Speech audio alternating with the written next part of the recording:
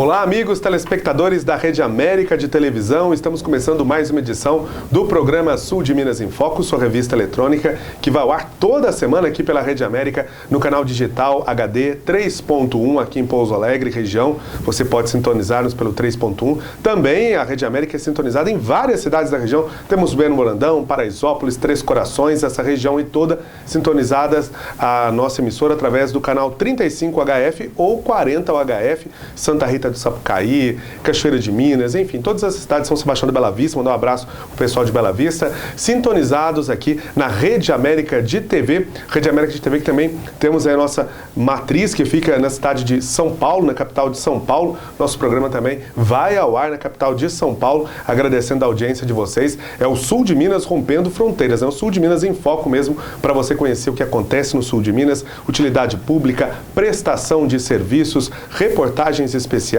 enfim, tudo o que você precisa aqui no programa Sul de Minas em Foco você encontra. Então, de antemão, eu agradeço a sua companhia, a sua audiência. Sou o jornalista Lucas Silveira e vamos juntos comandar esse programa sempre com alegria, com informação para você. Nosso muito obrigado, você que sintoniza aqui a Rede América de Televisão.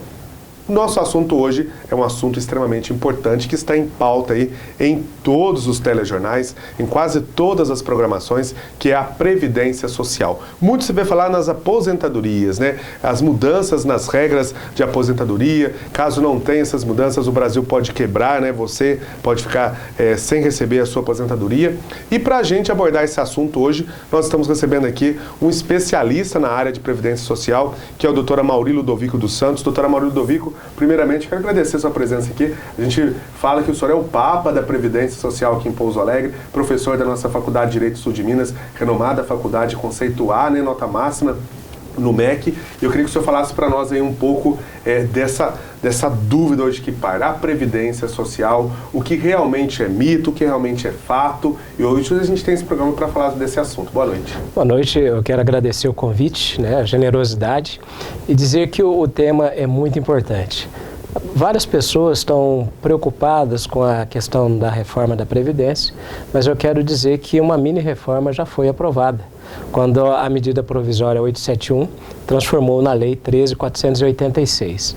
Então, vários requisitos para a concessão de benefícios já foram alterados sem que a população tivesse assim, uma noção do que está acontecendo.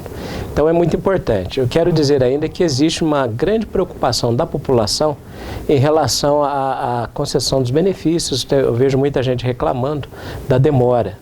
Mas a demora, por que ocorre a demora? Porque nós temos um grande número de servidores que aposentaram e junto a isso, a população também preocupada com as reformas da Previdência, muita gente buscou os benefícios junto à Previdência Social. Então, por isso que está meio paralisada. Então, tem benefícios aí há mais de 6 meses aguardando. Aqui na nossa região, na capital, passa mais de 1 ano. Então, é muito importante que a população tenha essa noção, né, para que possa acompanhar efetivamente o que está acontecendo. Ou seja, doutor Mário, só para a gente entender um pouco aqui, pessoas que estão já no prazo para aposentar, elas estão aguardando essa morosidade por conta dessas mudanças.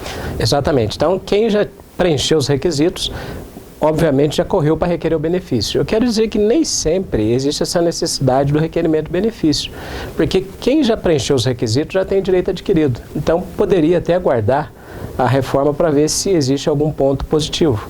Por exemplo, nessas alterações que nós vamos falar agora há pouco, tem ponto que é positivo para quem ainda não requereu a sua aposentadoria. Bom, doutor Maurício, falou aí que teve essa mudança, nessa medida provisória que alterou aí algumas regras e muita gente ainda não está sabendo.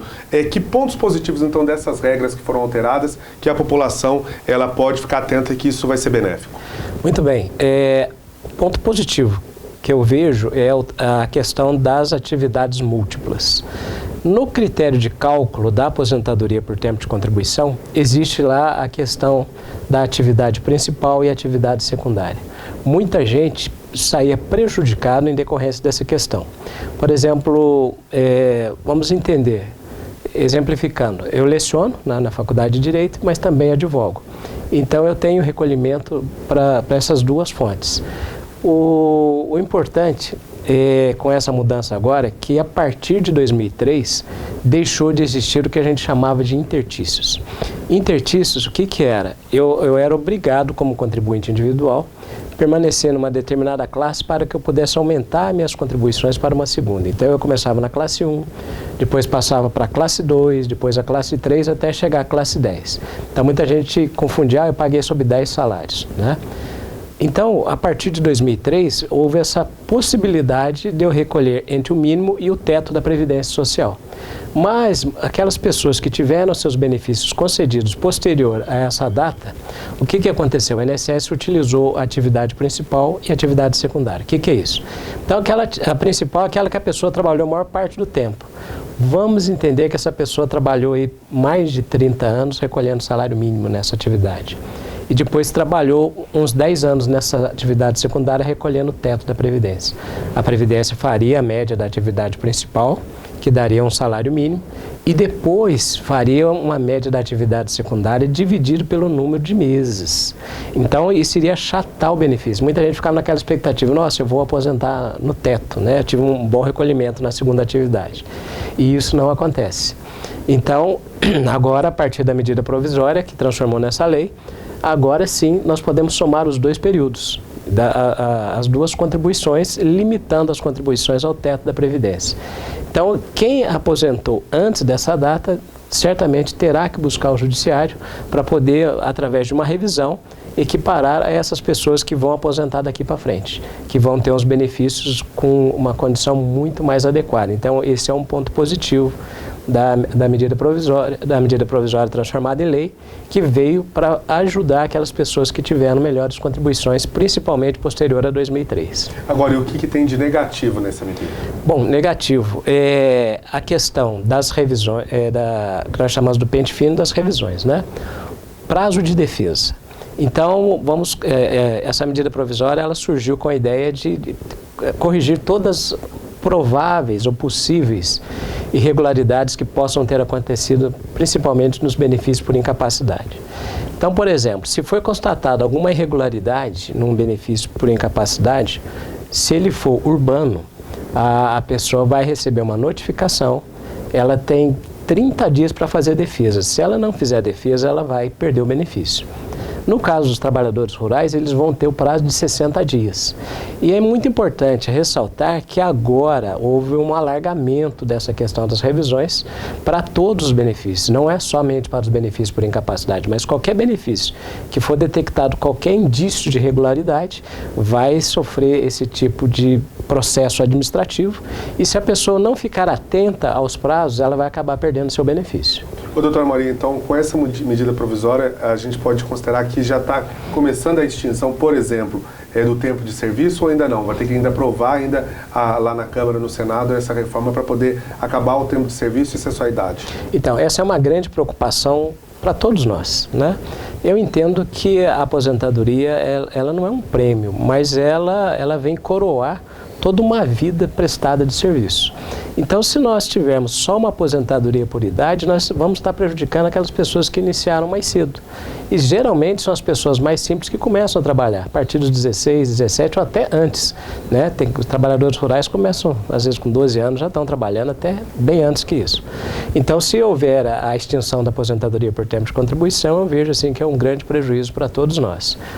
Porque só a aposentadoria por idade, buscando o que o INSS pretende com a reforma, que seria transformar o nosso sistema em capitalização, é algo muito complicado, porque quando a gente fala em capitalização, nós temos que pensar que o Brasil não tem uma cultura de contribuição previdenciária. Nós corremos o risco de chegar lá na frente e os benefícios serem concedidos com valores até inferiores aos salários mínimos, porque as pessoas não estão preparadas para fazer essa poupança e garantir o seu futuro. Então, essa é uma grande preocupação. Eu acredito que a manutenção da aposentadoria por tempo de contribuição ainda é importante, né? Você acredita que essa discussão esse tempo que está demorando aí para discutir essa previdência social, e esse tempo de serviço tem a ver com isso? A parte de deputados querem, parte não quer, parte quer que aumente, por exemplo, de hoje é 30 a 35, que passa para 40, que a ideia inicial em 2017, 18 era isso, né? Era o tempo de aumentar para 40, né? Exatamente. A grande demora que eu estou vendo na questão da reforma são as lutas das classes para poder garantir os seus direitos. A gente vê um grande lobby aí dos servidores e o governo pretende que, inclusive, a reforma atinja aos municípios, aos estados, onde existe um grande problema no déficit desses caixas, né? A questão, vários pontos foram lançados na reforma e que hoje nós já temos uma sinalização de resultado. Na reforma procurou-se trabalhar pensando na questão dos benefícios assistenciais, que é muito conhecido como LOAS. Pensava até em conceder esse benefício num valor de meio salário até que a pessoa completasse uma idade de 70 anos e depois passasse para um salário integral. Então, houve uma grande pressão da sociedade no sentido que mantivesse as mesmas regras atuais, ou seja, a implementação dos 65 anos e a questão da renda, porque nós temos um grande número de desempregados e muitas pessoas vivendo num estado de miserabilidade muito grande. Então, esses benefícios assistenciais, eles acabam corroborando com a sociedade para que, pelo menos, tire um pouco de mais pessoas dessa zona de miserabilidade, né? Doutora Marli, com a sua experiência aí à frente, né, da Previdência Social, o que o senhor avalia nesse projeto em tramitação na Câmara e no Senado da aposentadoria? O senhor acredita que consegue manter 40, se não manter, realmente o país quebra num prazo determinado? Existe esse fato? Bom, existem vários pontos aí que ainda são meio controversos, né? Porque a questão do Caixa da Seguridade Social, as contas precisam ser feitas com mais transparência. Porque a gente sabe que existe lá uma grande parte de arrecadação, participando de um congresso muito grande esse ano, do IEPREV, onde nós tivemos a participação de mais de 1.000 advogados do Brasil todo, juízes federais, procuradores. O governo fez a sua parte, mandou seus representantes, então o debate foi muito acalorado. E nesses debates se cobrou muito a prestação de contas, né? Porque se fala, está gastando, mas quanto está arrecadando? Né? A gente tem uma arrecadação também, então precisa ser colocado numa balança para ver efetivamente o que precisa realmente de uma reforma. O aumento do tempo de contribuição me parece interessante porque nós estamos tendo um aumento da expectativa de vida do brasileiro, né? A ideia de aposentadoria não é somente ir para os aposentos, mas que você tenha uma renda que você possa sobreviver também. Porque a gente tem várias pessoas que, quando existia a aposentadoria proporcional, requereram benefício. E hoje passam a maior dificuldade porque o benefício naquela época já foi concedido com 70%, ou seja, uma perda inicial de 30%. E aí, com a inflação, esse benefício foi corroído aí no decorrer do tempo. Então precisa ter muito cuidado, precisa ter planejamento. Eu falo que não é só a pessoa chegar na agência do INSS e requerer o benefício. Hoje é muito importante que a pessoa saiba fazer um planejamento, verificar suas contribuições, ver qual o momento adequado para requerer a aposentadoria, ver qual o momento que ele deve aumentar suas contribuições, pensando no futuro, a possibilidade de uma complementação de renda através de uma previdência complementar.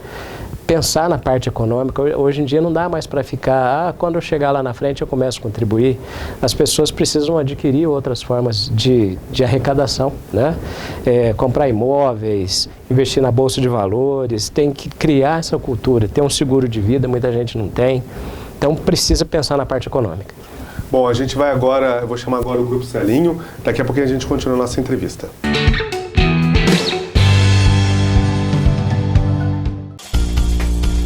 Não corra riscos em sua viagem de férias. Vá para o Grupo Salinho e aproveite suas férias.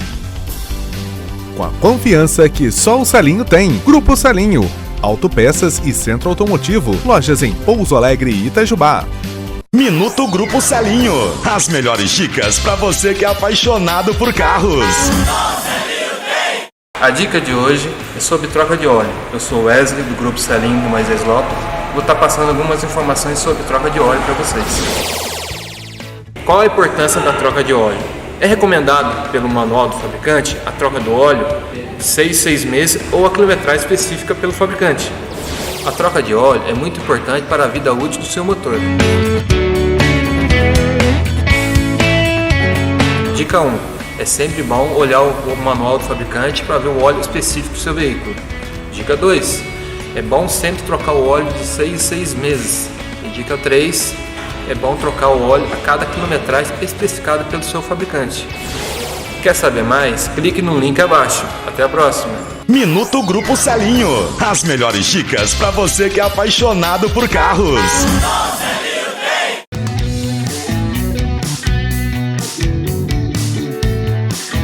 Bom dia! Você pode dar uma olhadinha pra mim? Posso. Ó, pelo que eu tô vendo aqui, tem que trocar uma peça do motor. E aonde eu encontro? Ah, só o Celinho tem. Grupo Celinho. O Grupo Celinho conta com o maior acervo de peças automotivas da região. Não perca tempo procurando peças para seu carro em outras lojas, pois peças de alta qualidade e bom preço, só o Celinho tem.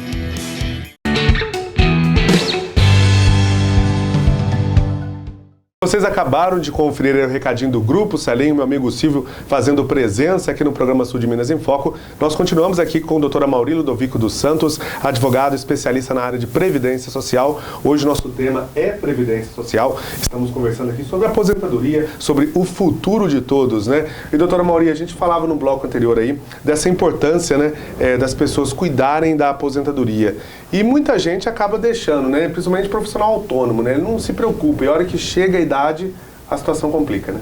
Exatamente. Então, essa questão de planejamento, ela é o fundamental hoje. Então, a pessoa tem que se preparar realmente pensando no futuro, para que quando ela alcance uma idade um pouco mais avançada, ela tenha a condição de, pelo menos, ter uma renda que possa garantir a sua sobrevivência. Porque aí é o momento que a pessoa vai ter mais gasto com medicamento, com plano de saúde, às vezes com moradia, né? Então, o planejamento é algo extremamente importante. Até na profissão, às vezes eu falo, nossa, tem colegas que estão na profissão há tantos anos e até hoje não tem sua casa própria, não tem seu carro. Então, precisa ter esse planejamento para vencer o futuro. A questão muito importante também, Lucas, nessas mudanças que já aconteceram, diz respeito ao trabalhador rural, né? Muita gente às vezes não se preocupa, pensa muito na agroindústria, mas esquecemos do segurado especial, que tem um papel muito importante, principalmente agora que a TV tem alcançado várias cidades menores, onde muitos trabalhadores rurais acompanham o seu programa. Eu quero dizer o seguinte, agora, a partir de janeiro, um dos requisitos para a concessão da aposentadoria é a autodeclaração. E a partir de 2023, essa autodeclaração ela vai ser retificada por outros órgãos, não mais por sindicato, né? Então, todas as informações necessárias para que o trabalhador rural possa ter direito à sua aposentadoria deverão estar fazendo parte do CNIS, que é o Cadastro Nacional de Informações Sociais. Se as informações dele não estiverem lá, ele não vai aposentar. Muita gente fala, mas como assim? Então, como o sistema está cada vez se comunicando, nós estamos aí na era do e-social, então o trabalhador rural também tem que fazer o seu cadastro lá no e-social, porque a partir do momento que ele emitir uma nota de venda, né, ali já vai ter a retenção da contribuição previdenciária e que já vai constar do CNIS buscando a sua aposentadoria. Então, vai facilitar, por um lado, a concessão do benefício, mas se ele não emitir suas notas também, ele vai acabar não tendo direito. Então é muito importante. E essa questão das informações vai deixar de lado a comprovação de prova testemunhal e também prova documental, porque hoje como funciona? O trabalhador rural, o segurado em regime de economia familiar, ele tem que apresentar documentos que comprovem a atividade, como escritura, INCRA, declaração de produtor rural fornecida pelos sindicatos e também prova testemunhal. Então são todas provas que vão deixar de existir daqui para frente e que o sistema vai estar controlando essa concessão dos benefícios. A questão do e-social ela é tão séria que ela acaba atingindo todos os outros benefícios, principalmente a aposentadoria especial. Hoje tem grandes discussões com relação à reforma da Previdência que pretende uma inclusão de uma idade mínima para a aposentadoria especial. Muitas pessoas conseguem ter direito à sua aposentadoria especial. Quando eu falo aposentadoria especial, aquelas pessoas que trabalham com algum risco na atividade, né? Tipo eletricitário, tipo médico, tipo siderúrgico, que tem esse risco. Então essas pessoas acabam aposentando com 15, 20 ou 25 anos. Algumas vezes com pouca idade, 48, 49, 53 anos, já estão aposentados. Para o lado do sistema econômico, do custeio, eles analisam, poxa, a pessoa aposentou com 48 anos e vai ficar mais de 40 depois recebendo benefícios. Então, ela não teve contribuição suficiente para isso. Mas o que a gente tem que entender é que a legislação proporcionou esse benefício em decorrência das condições que ela elaborou. Muitas pessoas trabalharam sem receber todos os equipamentos de proteção individual. Então, por isso, muitos tiveram suas vidas ceifadas aí. Então, tudo isso tem que ser analisado, né? Simplesmente, olha, agora nós vamos embutir uma idade mínima para a aposentadoria. Agora é 62 anos. Mas é aquela pessoa que trabalhou com risco o tempo todo. Por exemplo, trabalhou na questão... nós tivemos aí os acidentes, né, de Brumadinho e outros lugares, pessoas que trabalham naquelas regiões. A gente costuma falar muito é sangue, suor e lágrima. Quantas pessoas perderam a vida ali, que trabalhavam com aquela exposição em alto nível ali, que prejudicaria a sua saúde. Muitos faleceram, né? E agora as famílias vão sobreviver aí da pensão por morte aí, daqueles que ainda estavam registrados e que conseguiu comprovar. Ou, às vezes alguém estava lá numa terceirizada que não tinha registro em carteira, a família também não sabia que estava ali naquele meio e que pode ter perdido tudo aí. Bom, a gente vai continuar a entrevista, doutora Maria, daqui a pouquinho, porque agora a gente vai fazer um rápido intervalo. O programa Sul de Minas em Foco continua, daqui a pouco eu estou de volta depois do intervalo.